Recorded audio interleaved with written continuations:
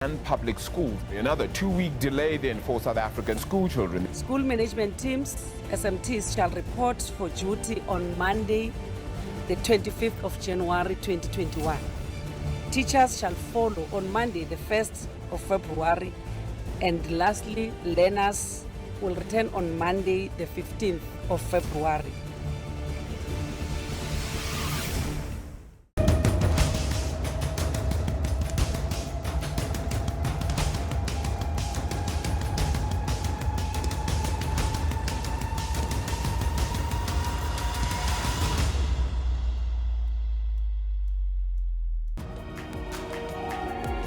South Africa, so colorful, so bright, and welcoming with its ever-flowing waters that invites you to take a dip or simply make unforgettable memories while touring this dreamy country.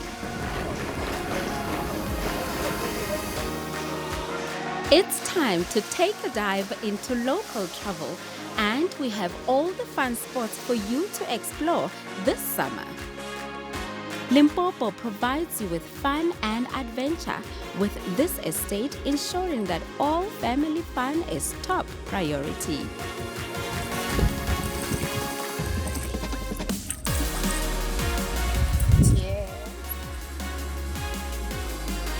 And just when you thought you had done it all, your explorer sight is awakened at Pipidi Waterfall.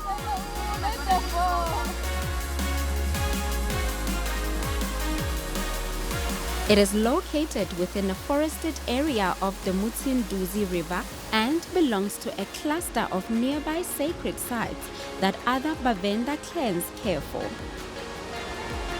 A perfect spot to get together and cool off this summer. Jozini, a small town on the main route to Mozambique. It is close to the Pongola Port Dam or Lake Jozini. The dam has become popular as a tiger fishing destination. Early mornings or late afternoons, you have ample times to wait for that moment to catch a fish, as summer days are longer. And if you happen to not catch a fish, you can chill with your squat by the river and let the water relax you.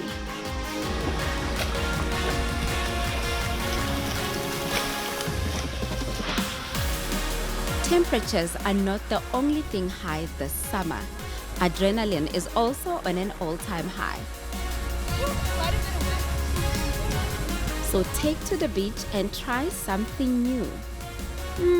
An extreme sport maybe? Whatever tickles your fancy, South African waters await.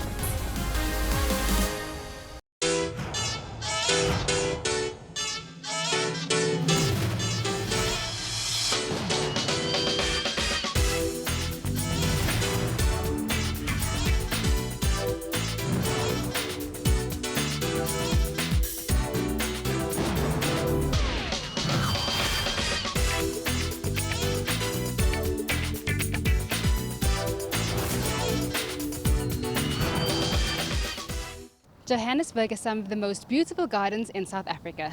And it's not just thanks to a lawnmower or a couple of well-positioned flowers. It is in fact due to garden landscaping, which is the art of creating a personalized signature look for the exterior of your home, using many natural elements such as flowers, but then adding structures, sculptures, or even water features. All in all, it's all about a well laid out garden that beautifies your home, making your environment an enjoyable place to live. And today we find ourselves at the home of Bespoke Gardens, Gardens in Wonderland in Emmarentia, Johannesburg. Hello and welcome to Trendz Travel. Now, the COVID-19 pandemic and its subsequent implications on society has definitely affected our day-to-day lives and has also had an adverse effect on many businesses. Not only are lives being lost, but so are many livelihoods, with businesses forced to close their doors. One industry that is feeling the pinch is the South African film and cinematic industry, with many big-name films not being released as yet, and competing with the likes of home streaming media means that movie theaters are not making money, so neither are local filmmakers. So what does that mean for our film industry? Jabulo tries to answer that question. A lot of businesses across the world were financially hit hard when the COVID-19 was declared a pandemic last year. The film industry also felt the brunt.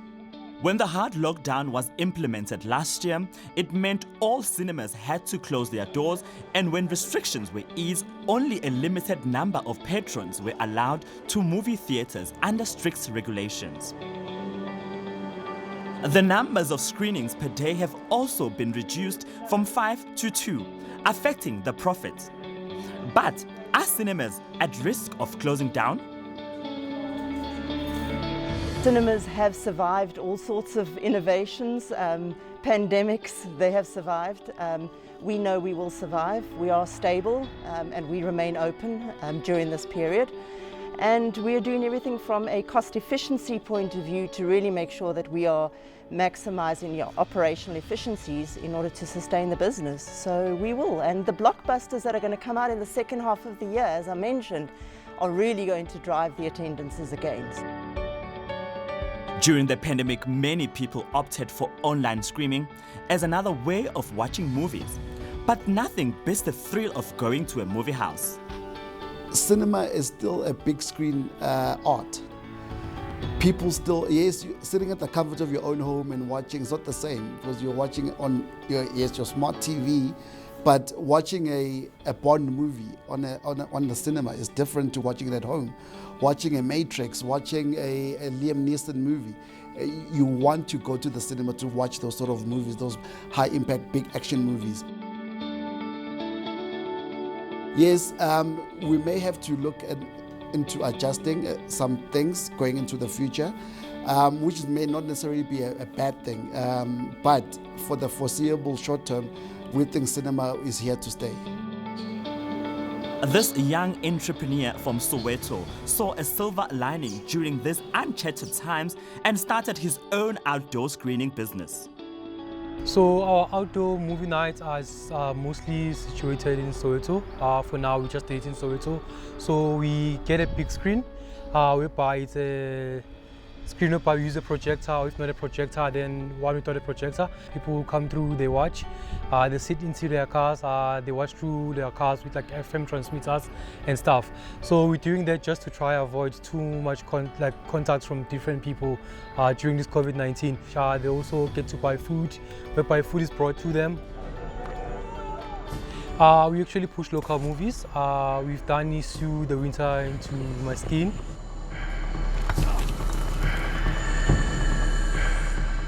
We've done Letters of Hope, so basically content from South Africa. That's what we're trying to push. Where did you deliver the letter to? The warning letter, man. Cinemas have put in place all the necessary safety measures, and a lot of exciting blockbusters are scheduled for release in the second half of the year. It is the month of love and flowers and romantic getaways and public displays of affection, but there is one thing this month offers in overload: chocolate. But I say whether you're single or coupled up, take this time to indulge. It's good for you. Chocolate comes from cacao, which is a tree that makes it a plant, so basically you're eating a salad. But on a more serious note, we take you to a chocolate factory to discover how it's made and where it came from. Have you ever walked into a store, or in this case a pharmacy, and seen their specialty chocolate selection? There's usually some indulgent Belgian chocolate, delectable dark chocolate, and even some sugar-free options, displayed in all shapes and sizes. And Valentine's month gives rise to sweet little hearts, representation of some Cinderella romance, and even chalky champagne bottles. But it's not just catered to women, men can have their pick too. It's a healthy treat, so it's loaded with all those antioxidants you now need against this horrible coronavirus that's going around. So if you eat a little bit of dark chocolate every day, you get all the antioxidants to build your immune system. And the month of chocolate and love is the perfect excuse we didn't need to indulge. But how did chocolate as we know it today come about? The history of chocolate started off in what we know today as Mexico. The central piece of that little line you see between North and South America, there the Aztecs, they were the first people to grow or saw the chocolate growing, or the beans growing in a fruit on the chocolate trees in those jungles, and they used it as a medicine. So Chocolate originated in the world as a medicine against tiredness, and if you need energy, also as a tonic. Before these warriors went to war, they ate the chocolate beans, but not as we know it today as chocolate, but as a finely grounded chocolate powder or cacao powder. That's how they consumed it as a drink. What is this? What you see here, first of all, is the cacao beans. Yeah. And I put it in a little house. If you go to Brugge, my house or our house in Bruges, in Belgium, the little house is like that. It's a typical Belgium Bruges building style. But there in it, there's the cacao beans, and that is pure health. So that bean is loaded. It comes from a tree, grows in a fruit like this. And in the fruit, they open it up, they dry the beans, the same they would do with coffee. So in places like Ghana and Ivory Coast, there they grow the beans, and it's loaded with health, all the antioxidants, all the minerals in it. And then theobromine is the stimulant in there. Lots of people think it's caffeine, but it's not caffeine, it's theobromine that gives you that boost, that energy when you need it. But chocolate was known as a drink for many, many years. So it's never been a slab or a sweet or a chocolate like we know it today. It was made in a drink. And this is the typical mixer which they use to mix the cacao powder with other herbs and spices in it to make their own drink. And they made it to froth, almost like we do a milkshake today. Yeah. So that's one of the typical mixes they use. Now, back in the day, chocolate was a delicacy reserved for the rich and royal. And we may be neither, but we find ourselves immersed in the sights, sounds, and smells of delicious liquid chocolate in a chocolate factory to see how it's all done. But you know, making chocolates, you need two hands. It's an art, because you need to have the chocolate at the right temperature to temper your chocolates. And just like in the industry, they temper steel to make it harder. You can't just melt chocolate and pour it. You cannot. You have to first mix it at exactly the right temperature. So that's what we do if we temper chocolate. So we do it on a granite surface that's cold. So you pour actually a melted, liquidy chocolate that flows. Let's say it's a chocolate liquid. You throw it onto the granite. Then you need to cool it down to, say, 29 degrees. And then you add some warm chocolate and you heat it up to exactly, usually 32 degrees for dark chocolate, 31 degrees for milk chocolate, and say 29 to 30 degrees for white chocolate. So the moment you do that, then chocolate can easily become hard, and it's strong and it's solid. So you can do it with your hand on a granite surface like that. And that's the art in chocolate. Yeah. To first temper your chocolate and then work with the chocolate. And you can see what wonderful art pieces chocolatiers can make. But first, you have to temper the chocolate. Okay, firstly, I'm going to show you how we do writing. Yeah. So in chocolate. So we make use of the little piping bags with crystallized chocolate, which is a tempered chocolate. The piped tempered chocolate acts as both ink and glue for embellishments. Then the second thing I'm gonna show you is how we do the molding. So we're gonna make use of our pralines. So I'm gonna show you how we do the molding and then how we pipe the ganache in, and then also how we close to get the final product. So first we're gonna go to the machine. We're gonna make use of our milk machine, which is already crystallized. So doing the molding, stop and go, releasing the chocolate. It goes in, there it goes. Then the most important thing is cleaning up your mold. When cleaning up your mold, you must make sure that your sides are very nice and clean. Otherwise, the chocolate, when holding this, then the mold is going to slip from your hands. Then from there, we're shaking the mold. The reason why we're shaking the mold, when molding, there's bubbles at the bottom surface of the mold. Then they come to the top surface like this. They are destroying from the top surface. Then from there, when done, we tip the chocolate out to make a shell.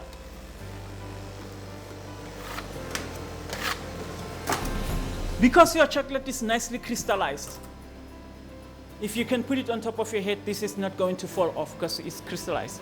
Then it goes like this in the fridge for it to harden up just to set a little bit. Now our chocolate is ready, so we're going to pipe in the ganache inside. That's our caramel. Our stop and go. Then we pipe in the ganache. Once the caramel ganache is piped into the chocolate mold, it is then put in the fridge and left for a full day to set. Then after a day, we close up the chocolate. This is the end product when we close the chocolate. What we do is, we bang it a little on the table. Then it's just a matter of removing the finished product and voila! That's our end product of our finished caramel chocolate. Okay. Cheers. Cheers. From us to you, happy Valentine's month. Love is in the air, but so is the novel coronavirus. So please, as you are spreading the love, do remember to do it from a safe social distance, to always sanitize your hands, and to continue wearing your face mask, in public at least. We'll be right back.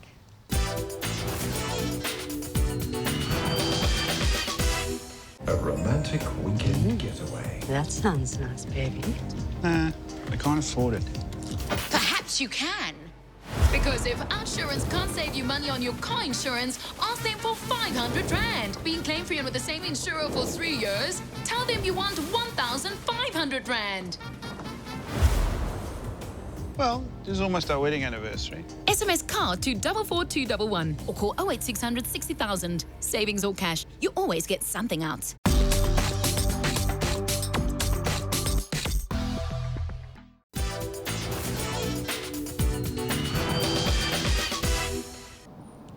The Kalahari Desert in the Northern Cape is not a desert consisting purely of sand dunes as one might imagine. It is rather a land of dunes with grass plains. This means that there is more vegetation than any normal desert, more plants, therefore more animals. By visiting the Kalahari, you can see both the desert, interesting plants and interesting animals. Additionally, the desert is home to the sand people who lived there for over 20,000 years and still live there today. We spent a day in the Kalahari to learn about the rich culture of the Sand people and explore the fun side of the desert.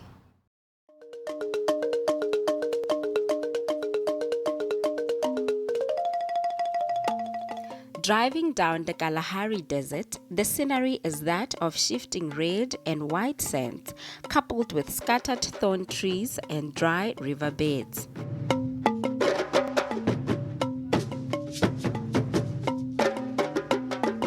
The landscape is shaped by extreme heat and frequent droughts.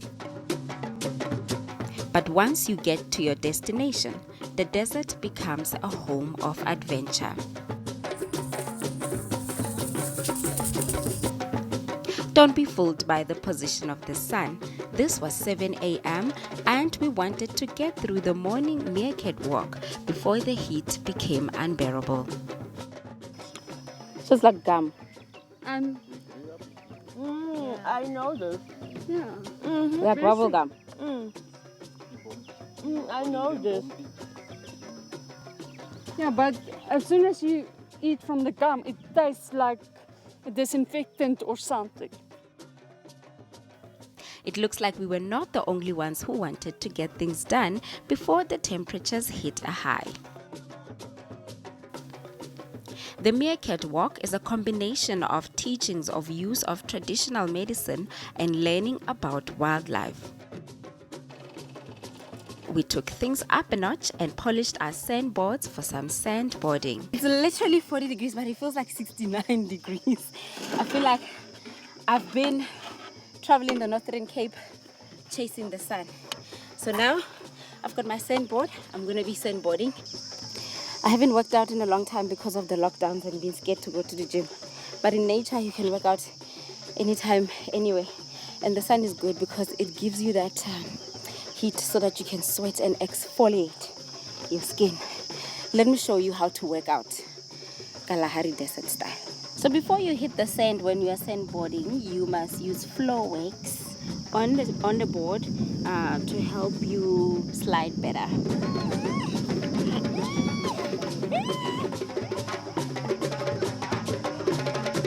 The sand actually is extremely hot. My feet are literally baking. I did my first round. That was interesting only because I closed my eyes. I'm gonna try and be a bit more spontaneous and see if I can do it standing. But the second attempt left me feeling like doing a couple more of these. Yay! Ek is gebore hier in die Kalahari en ek het baie uitgewerk en weer teruggekom en die plaas probeer koop en ek het dit inderdaad gekoop met my eiendom.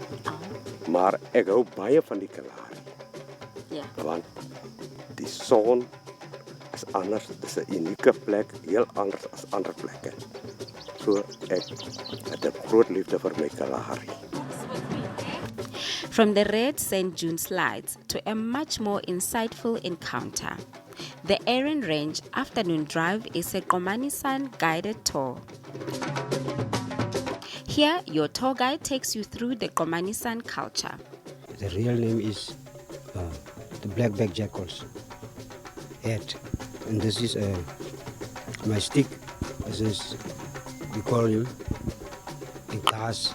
Glass is a lobster. Glass.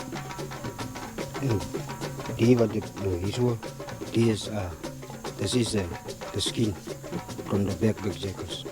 From here, the guide demonstrates the hunting process using the bow and arrow. Real hunting bow and arrow. But the hunting bow and arrow they will not have a point. So the point will be separate and the arrow will be separate. So when you go to hunt, you put it together. So the point will be alone and the arrow will be alone.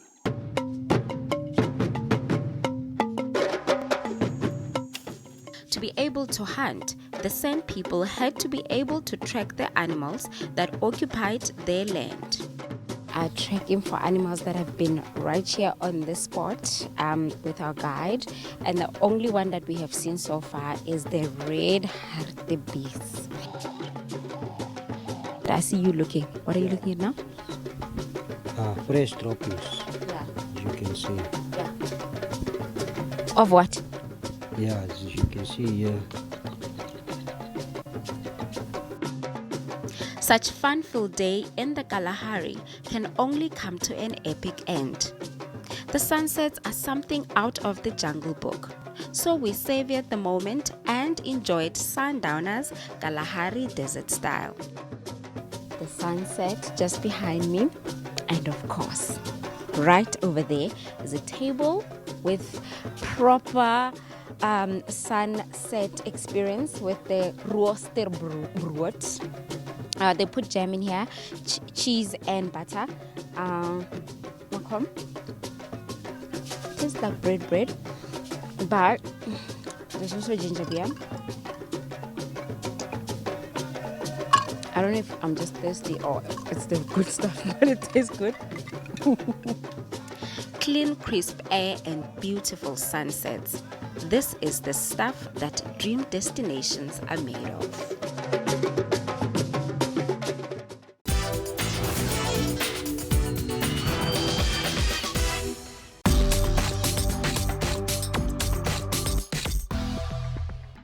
I'm an ex-offender.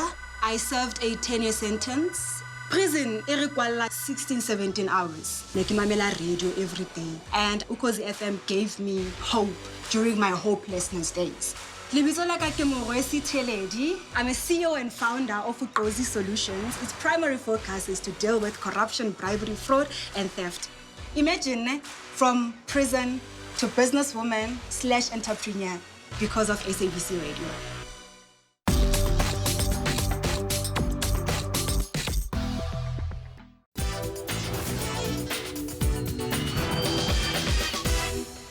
One of the best things to come out of the coronavirus lockdown is that not everybody flocked to their TV screens, to Netflix and chill, or live stream on every available platform. Others called up with a few good books and stocked up on them, further reviving an already active reading culture in South Africa. So we took to the streets of Johannesburg to tour some of its 1,080 bookstores and learn its literary history along the way. Today we're going to do a walking tour through the Joburg CBD, and it's looking at all of the ways that books have shaped the city. So we're going to meet booksellers who are selling books now in all kinds of cool and different ways. We start right here at one of the more conventional bookshops. Our ground floor is mostly the new books, and it's about 90% local books. So local meaning South African and the rest of the region. Upstairs is the mezzanine that we built for the kids section. So we keep books in all 11 languages upstairs. Not every book is available in all 11 languages, but as much as we can, we have the full spread. One of our projects is working on recapturing traditional stories or retelling traditional stories in different ways. So the first one we did is called The First Story Ever Told, and it's using a story that has variations around Africa, but we used a Zulu version as the core of the story. And it's telling the story in more modern language, so not trying to pretend that we're recreating very deep Zulu, like we're not. We're trying to tell it for modern kids who are using the language in a modern way, and really giving really creative ideas about like how to represent the pictures. So like, what would a Zulu mermaid look like? You know, what would, you know, these fantastical creatures look like, and to do it with really modern colors, so bright colors for kids who are used to engaging with an iPad, and thinking like, well, you know, a mermaid queen now, she would have dreads, you know, she would have this gorgeous dress, you know, she wouldn't be this kind of European style Little Mermaid thing, you know, she would be this uniquely South African creature. So it's telling a story in a way that hopefully is taking the traditional story and giving it a new life. Then we set off into the streets of Johannesburg in search of more book vendors. When they surveyed Johannesburg, it was so interesting because we had like 1,080 bookstores just in the city of Johannesburg. So not South Africa, just the city of Johannesburg, which when we think about like our own reading culture, people are always shocked by that, like how can there be so many? Like, well, if you look at just the block we're on right now, we have 12 booksellers just within this one block. And between here and Park Station, which is just a kilometer away, there's 70 booksellers in that tiny, tiny stretch. With that 1,080, that puts us in the same league as Paris and like more than Sydney, you know, more than Berlin. But where we're really different is that 90% of our bookstores were secondhand shops, and 90% of the books that were being sold are from overseas. So in here, it's not that our reading culture is so weak, I think, it's just that we have a very different model for selling books. There are other different booksellers that sell different books, but as for me, I just do remix.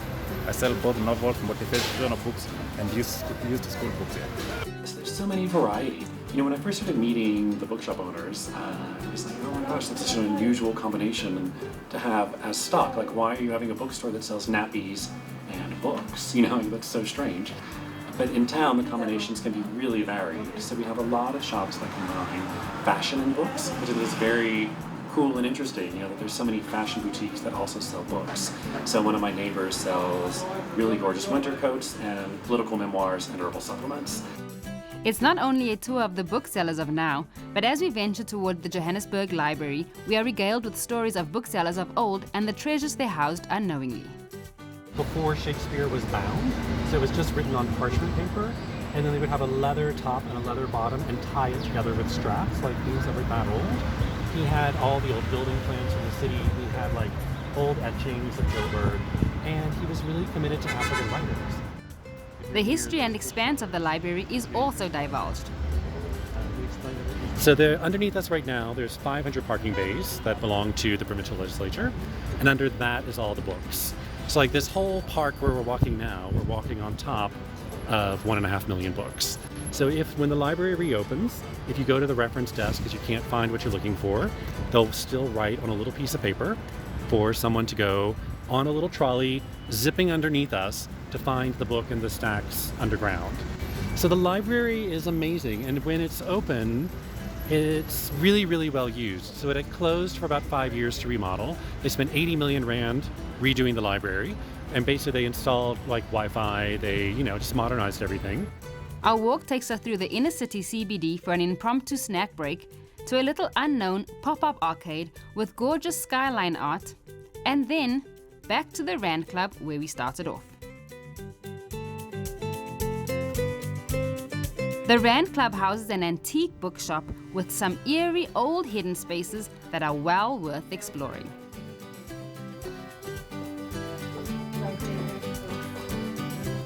Thank you so much for joining us today in this epic garden for an epic show. We will see you again next week, same time, same place. I'm Louise Scobel reminding you to sanitize, mask up, and social distance. Stay safe and stay healthy.